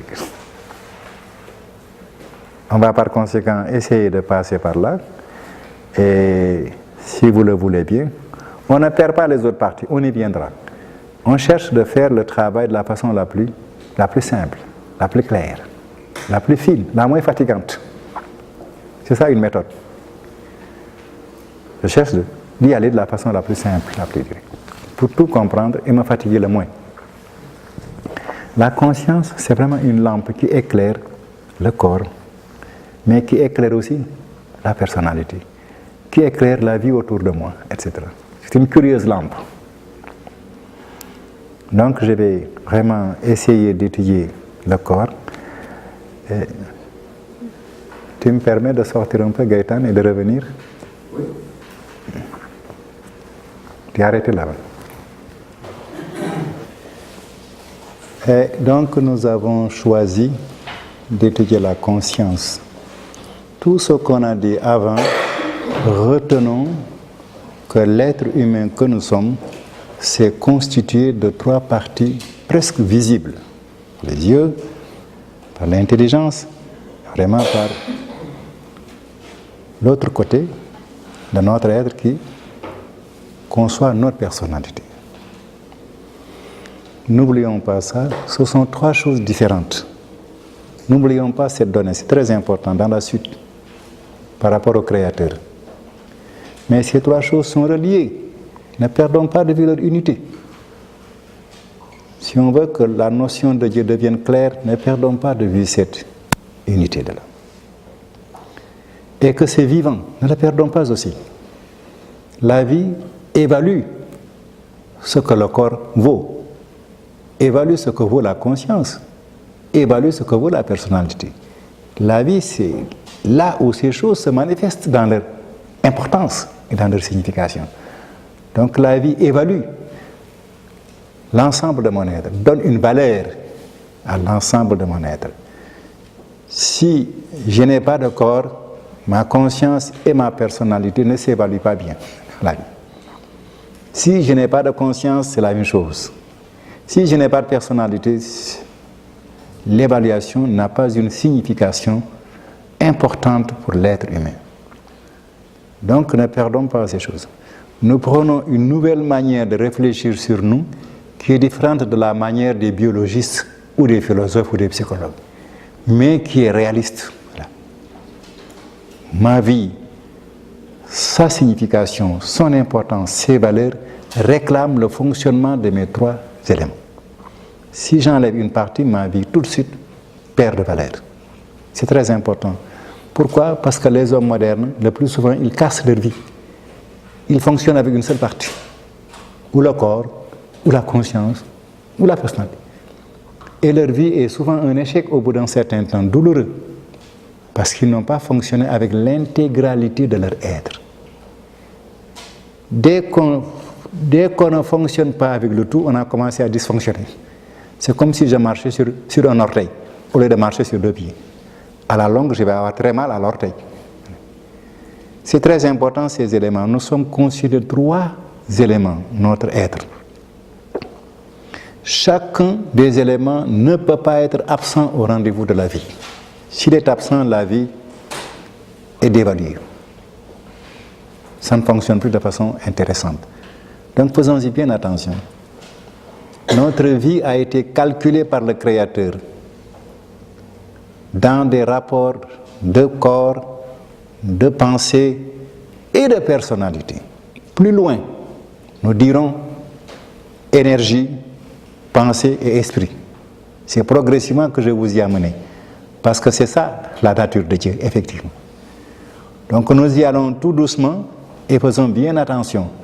Mon corps, c'est la source de la matière, de l'énergie. Ma pensée, ma conscience, c'est vraiment l'élément de la conscience que nous étudierons quelque part. Ma personnalité fonctionne sur les valeurs qui correspondent à la nature de l'esprit.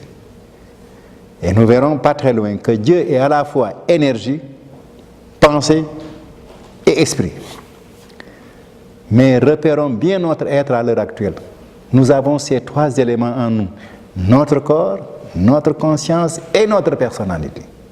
Faisons-y bien attention.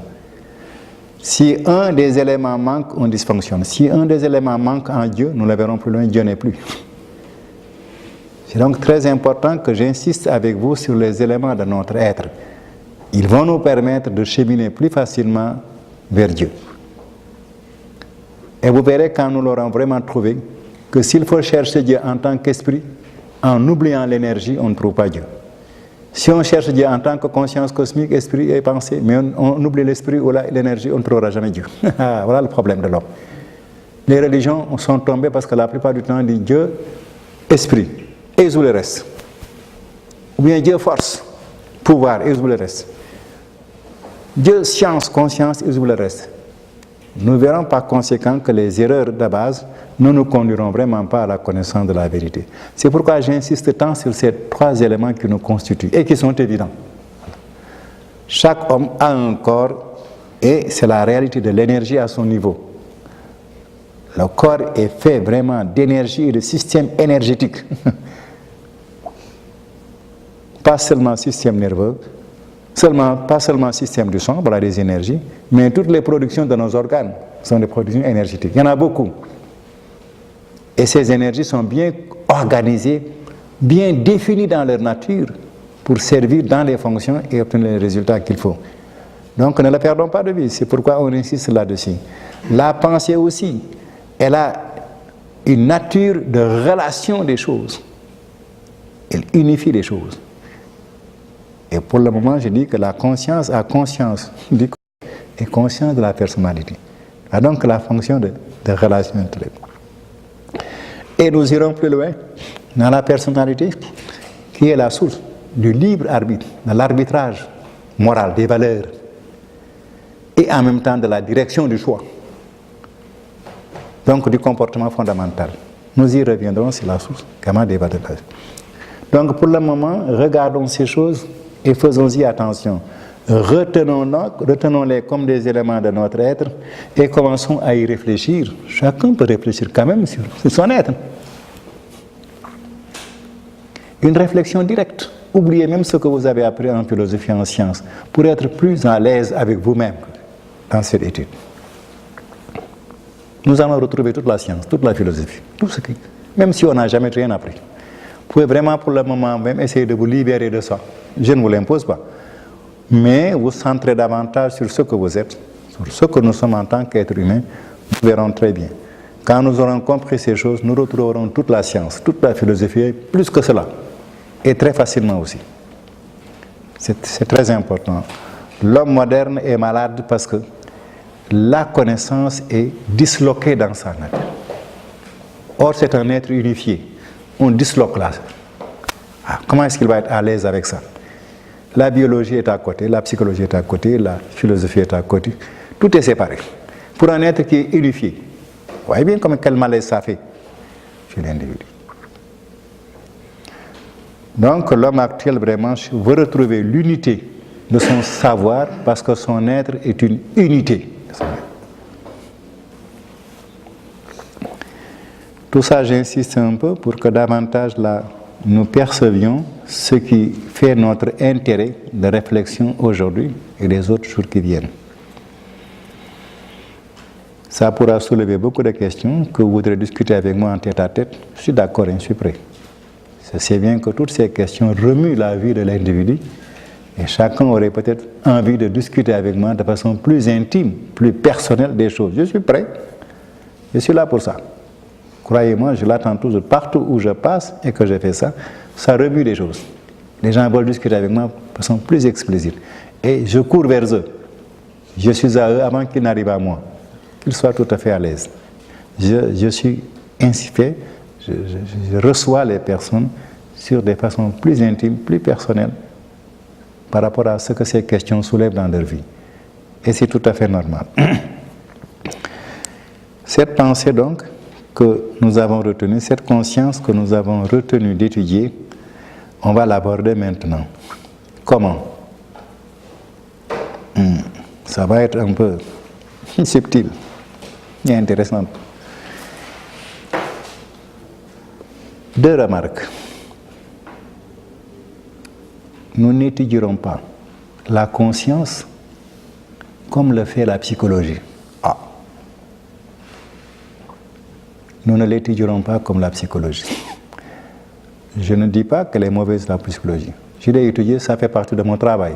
Je ne rejette pas. Mais je ne l'étudie pas selon la méthode de la psychologie. Il faut préciser cela. Comment les psychologues étudient la conscience? Ne vous embarrassez pas, c'est très simple. Même s'il y a beaucoup de mots derrière, c'est très simple. Les psychologues regardent seulement un enfant qui se développe, où la pensée se développe. Et ils voient que d'année en année, la pensée de l'enfant voit mieux les faits et voit mieux les relations avec les faits. C'est tout. Que ce soit Piaget, Ballon, tout ce que l'on veut et d'autres. L'étude de la conscience chez l'enfant, on commence par là, jusqu'à l'adulte.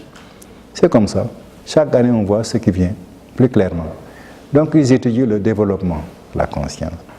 Comment la conscience chez l'enfant prend de plus en plus, accède à la réalité de la vie et utilise cette réalité de la vie. C'est comme ça que les psychologues procèdent. Je suis un psychologue, je l'ai étudié et je l'enseigne aussi. C'est très simple, c'est pas compliqué. Ils observent le fait et ils décrivent ce qu'ils voient. C'est intéressant de lire quelquefois leurs travaux, surtout si on est papa ou maman, pour voir comment son enfant grandit. Il y a des idées qui sont intéressantes, vraiment. Mais ce n'est pas comme ça qu'on va étudier la psychologie, la conscience ici. C'est retombé chez les psychologues. Et si c'est pour ça, c'est pas la peine qu'on se réunisse. On n'a qu'à lire les psychologues, puis c'est tout. C'est pas comme ça qu'on va l'étudier. Et je ne dis pas que c'est bête, non, c'est intéressant. Mais c'est pas comme ça qu'on va l'étudier. Donc c'est une première remarque. La deuxième remarque, on ne va pas étudier la conscience comme les philosophes. Je ne condamne pas la philosophie. Elle est intéressante. De les écouter réfléchir sur la science, comme on dit, l'épistémologie. De les écouter réfléchir sur la morale. Comment les hommes définissent leur comportement de moralité. C'est intéressant. Ça parle aussi de la métaphysique. C'est intéressant de les écouter parler de la manière dont ils traitent ce qui est au-delà de ce qui est physique. La métaphysique, en grec, c'est ce qui est au-delà de ce qui est physique, ce qui est invisible par conséquent. Tout ça, c'est intéressant. Il y en a beaucoup de métaphysiciens. Mais nous n'étudierons pas la conscience comme l'étudient les philosophes. Encore une fois de plus, ce qu'ils font, c'est intéressant. Vous y trouveriez beaucoup d'idées qui vont certainement vous intéresser. Je ne condamne pas, mais je dis, ce n'est pas la même approche. Ce n'est pas comme les psychologues, ce n'est pas comme les philosophes. C'est en général les deux types de sciences qui s'intéressent profondément à la conscience. La sociologie, le droit et tout ce sont des dérivés de tout cela. Comment va-t-on donc étudier la conscience? Voilà le problème. On ne va pas l'étudier comme les hommes l'ont étudié dans les universités. Non, on ne va pas l'étudier comme ça. Alors comment est-ce qu'on va l'étudier la conscience? Voilà le vrai problème. Je ne dis pas que c'est mauvais, c'est intéressant, je me répète. J'enseigne la psychologie, et même la psychologie sociale. Donc vraiment, je ne condamne pas ces choses. Mais nous n'allons pas étudier la conscience comme c'est étudié là-bas. Nous allons l'étudier autrement. Mais comment donc? Et ça, c'est très important. On va étudier la conscience, et c'est une chose à noter, on va l'étudier telle qu'elle a été créée par Dieu. Quel culot! Il faut avoir du toupet, bien sûr. Il faut être culotté. Nous allons étudier la conscience telle qu'elle est créée par Dieu. Les psychologues observent ce développement. Les philosophes regardent l'utilisation de la conscience dans la vie de la science, la morale, la société, etc. Mais nous regardons la conscience telle que Dieu l'a créée. Voyez la différence? Est-ce que vous saisissez la différence d'approche? Il y a une différence. Je me répète, les psychologues regardent la conscience monter chez l'enfant. Les philosophes regardent comment les hommes utilisent la conscience dans la vie sociale, dans la vie morale, et même dans la vie métaphysique. Ils observent l'utilisation de la conscience, les philosophes. Les psychologues observent le développement de la conscience chez l'enfant. Nous allons réfléchir sur la conscience telle que Dieu l'a créée. Je veux bien que nous fassions attention sur l'approche. Elle est différente. Oui, elle est différente. Est-ce qu'on n'a pas le droit? On n'a pas le droit de dire à Dieu, explique-moi comment est-ce que tu as créé ma conscience? Je n'ai pas le droit. Je peux ne pas y avoir des réponses, je ne dis pas que je serai satisfait. Mais j'ai même le devoir. Quelqu'un m'a dit, hey, Moussa, tu es culotté toi. Tu étais donc là quand Dieu créa la conscience? On a ensemble rigolé. Il dit, non, je n'étais pas là. Quand il a voulu créer la conscience, je n'étais vraiment pas là. Mais quand il a terminé ma conscience, j'étais là. Ah oui? Non, c'est pas vrai. Ah, quand il a fini ma conscience, il ne l'a pas gardé au paradis. Hein? C'est bien en moi. Je n'étais pas au début, mais je suis à la fin. Ça revient toi-même. Comment tu l'as fait? C'est même plus intéressant. À la fin, le fait est là. Comment tu as fait la chose? Vous ne croyez pas? C'est encore plus intéressant, c'est encore plus pertinent. Quand il a fini ma conscience, je veux savoir comment il l'a fait. C'est pour expliquer un tout petit peu comment je travaille dans la recherche de Dieu, vous voyez? Eh oui. Je me suis sorti de la philosophie, je me suis sorti de la psychologie, je les ai bien étudiés aussi, en ce qui concerne l'homme. Mais je me suis rendu compte que tout ça c'est intéressant, mais pas suffisant pour la vérité de mon être. L'explication est encore ailleurs. Voilà le problème. L'explication est encore ailleurs. C'est bon que les psychologues observent des choses et en parlent. C'est très intéressant. C'est bon que les philosophes regardent comment les hommes utilisent leur raison, leur conscience. Ils les utilisent dans quel domaine? De la science. Et regardent comment la raison fonctionne dans la science. Si vous avez fait de la philosophie à l'université ou ailleurs, on l'appelle ça de l'épistémologie. Si vous voulez un philosophe intéressant là-dessus, prenez Emmanuel Kant. Ils ont beaucoup travaillé comment la raison fonctionne dans la science. C'est pour critiquer la science. Et c'est intéressant, c'est ce qu'on appelle l'épistémologie. Ceux qui font de la science devraient faire de l'épistémologie, car on leur apprend à voir comment la raison est quelquefois mal prise par les hommes de science, qui utilisent la raison pour la science, ça vient de dire. Et les philosophes discutent la manière dont les hommes de science utilisent la raison. C'est intéressant. Et voilà. Donc les philosophes regardent aussi comment les hommes définissent leur perception relationnelle dans la morale. Oui. C'est intéressant. Comment les hommes mutuellement se comprennent et travaillent donc sur la morale. Il y a beaucoup d'écrits là-dessus. Tous les philosophes travaillent sur la morale. D'autres ont travaillé sur la manière dont les hommes réfléchissent sur Dieu, qu'on appelle la métaphysique. Le Dieu invisible, qui est au-delà de ce qui est physique. Ils observent comment les hommes travaillent dessus, fonctionnent là-dessus. Ils observent donc la conscience en activité ou la conscience en émergence. Mais moi, j'interroge Dieu. Quelle est la nature de la conscience? Voilà le problème. Ah, comment l'as-tu constituée et créée? Comment l'as-tu créée? Quelle est sa nature, la conscience? On a vu tout à l'heure en pensant, il dit qu'elle était immatérielle. On n'a rien dit de clair. Mais maintenant, on revient là-dessus. Voyez bien le jeu. Hein? Qu'est-ce que c'est que la conscience? Toi, Dieu, toi qui l'as créée. C'est à toi que je pose la question.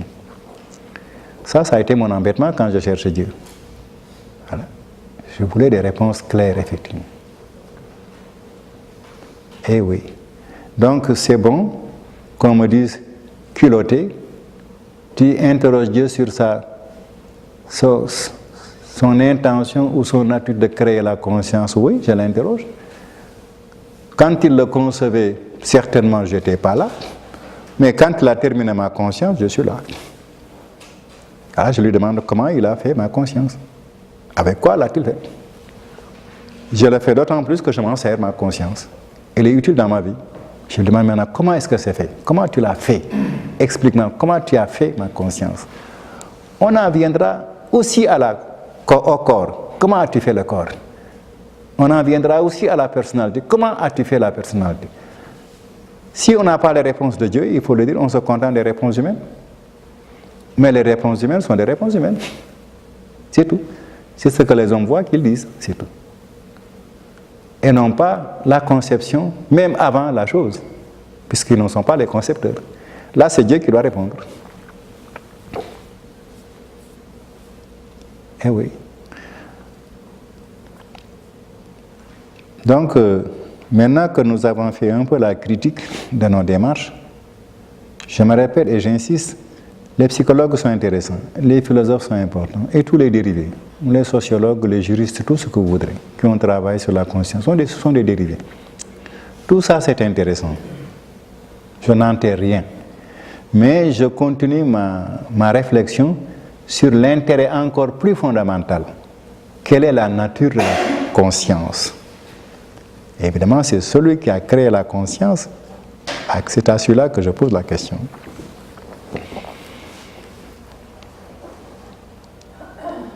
Dans mes recherches, donc, j'ai travaillé là-dessus parce qu'on me dit souvent comment tu t'y es pris. Je suis en train aussi d'expliquer comment je me suis pris. Il est certain, si on arrive à poser des questions claires à Dieu, mais vraiment claires, la psychologie ne me suffisait plus, la philosophie ne me suffisait plus. J'en étais sorti pour questionner clairement Dieu. Mais si je le questionnais à travers la psychologie de Piaget ou de Vallon, certainement il me dirait ça, ce sont les points de vue des hommes. Ce n'est pas mon point de vue. Faisons bien attention, ne confondons pas le point de vue de l'homme et le point de vue de Dieu.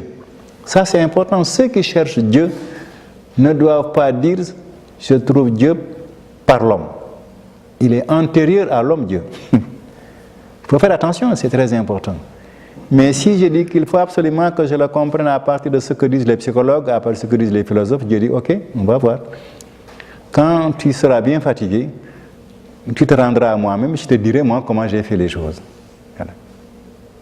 Mais généralement, les hommes se refusent d'en arriver jusque-là. Ils se fatiguent entre-temps, ils se retiennent. Mais Dieu merci. Si on pousse la recherche, il arrive un jour qu'on puisse arriver à tomber sur les vraies données. La terre a besoin, les hommes ont besoin des vraies données de Dieu. Non pas les données interprétées par les hommes de science ou les philosophes. C'est pas mal. Mais les données pures de Dieu. Voilà. Il y en a qui disent, un jour la science y arrivera. Et ils retardent leur moment. Quel homme de science? Peut-être dans 3000 ans, dans 5000 ans. Ils vont trouver la réponse. Et serais-je là pour profiter de la réponse? On voit bien que c'est hasardeux ça. Voilà des hypothèses fallacieuses. Certainement, Dieu n'a pas voué ma destinée à ça. Du tout. Il serait vraiment un Dieu très fantaisiste. Que pour que je comprenne comment il a fait la conscience, je sois obligé d'attendre dans 10 000 ans qu'un savant naisse de qui ou de quoi et comment pour traiter ce problème et que je le comprenne. Avouons que c'est une approche vraiment paresseuse, très fallacieuse. Mais souvent les hommes disent, bon, il en viendra un savant, un philosophe qui va expliquer les choses comment. Moi, j'ai déjà besoin de ces explications. Oui, cela nous a beaucoup retardé sur le chemin de la recherche. On a fait un peu confiance à l'évolution de la science ou de la philosophie pour régler des problèmes dont vraiment le règlement est en dehors même de cette approche. Et il faudra bien que les hommes modernes aussi arrivent par critique à se rendre compte que l'autorité de leur être est antérieure à l'homme. Celui qui a fait l'homme est antérieur à l'homme, et au-dessus, et au-delà. Il faut qu'il ose aller un peu vers lui. Tout cela, ne nous en faisons pas, et nous le disons dès maintenant pour davantage bousculer notre conscience directement vers Dieu. Mais celui qui va attendre qu'un savant vienne dans 10 000 ans, il peut attendre. Seulement, je lui dirai, dans 10 000 ans, débrouille-toi pour être là. Résout aussi ce problème. Que quand le savant sera là, tu sois là aussi. Parce qu'autrement dit, il dira, bah, d'accord s'il veut, mais il se rend compte que c'est hasardeux. Voilà par conséquent ce que je vais vous proposer sur la nature de la conscience telle qu'elle est constituée par Dieu. A priori, je ne vous demanderai qu'une seule chose, de vérifier si ces choses existent en vous, nous nous en irons plus loin toujours vers les sources d'information. Toujours. La réponse de Dieu qui m'est parvenue après de longues années de recherche. Dieu contrôle bien les mouvements de la pensée des individus par rapport aux sources d'information. Il y a des choses qu'on n'invente pas. Cela est, on en dispose. Si cela doit être, je le fais être. Si c'est moi qui peux le faire être. Mais si cela est déjà, je dois savoir, chercher à savoir comment c'est. Mais regarder ce qui est et dire que je vais le faire, ce verre existe et je vais faire ce verre pour qu'il existe, c'est un raisonnement bizarre. Donc faites attention, il ne faut pas confondre les choses. Ce qui est, que je le comprenne. Si je dis que ce que je vais faire être ce qui est, ça fait un autre problème, ça. Superflu et inutile. Je risque de dénaturer ce qui est pour le faire être. C'est un peu ce que font les astronomes. Pour eux, c'est comme si Dieu n'avait pas créé tous ces corps célestes. Si Dieu l'a créé, il y a une théorie naturelle. Il faut qu'on cherche cette théorie. Maintenant, il faut qu'il donne la théorie de la création du monde. Comme s'il n'était pas encore créé. Vous voyez bien le manque de logique dans cette histoire. C'est comme si je dis, je vais donner la théorie de la création de l'homme comme si l'homme n'était pas déjà créé. Il y a des approches qui sont un peu absurdes. Non, j'explique la création de l'homme, je sors la théorie de sa création, de son être. Et non pas une théorie pour que son être soit, il est déjà. Mais oui, il y a des hommes de science qui glissent ainsi dans des erreurs sans s'en rendre compte. Et évidemment, ils entraînent aussi dans ces théories erronées de l'hypothèse, ils entraînent aussi des réflexions erronées et je ne sais pas dans combien de temps les gens vont sortir de là. Ça pèse très lourd. Mais si Dieu nous aide et comprend le chemin direct de l'explication par Dieu, quel que soit par où nous viennent ces informations, on arrive à des constats très simples. Et on se rendra compte très vite que ça vient de Dieu aussi. Et à partir de ça, il nous sera très facile aussi de le contacter. Eh oui, si nous savons comment Dieu a fait notre conscience,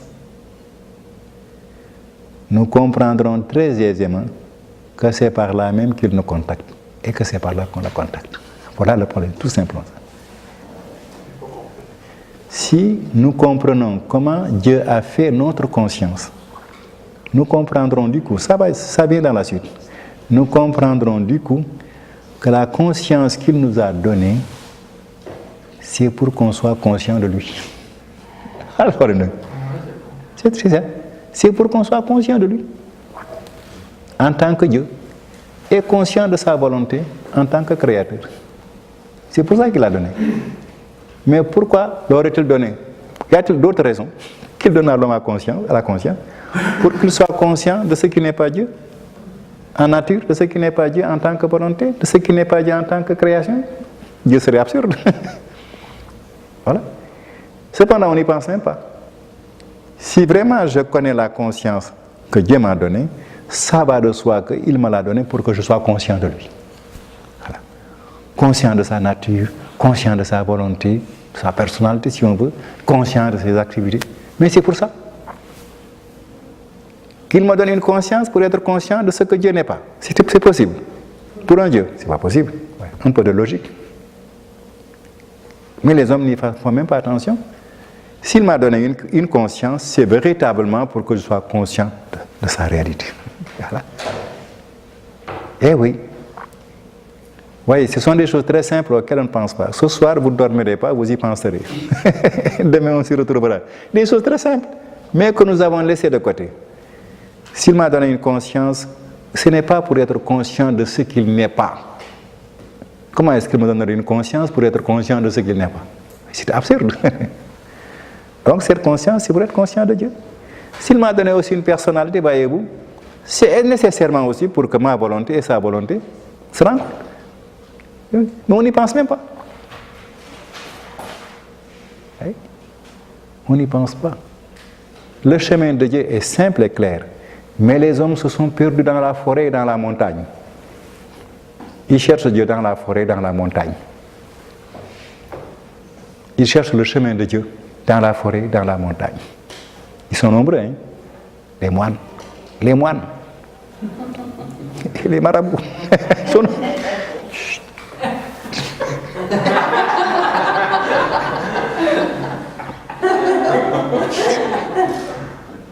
Oui. Faisons attention.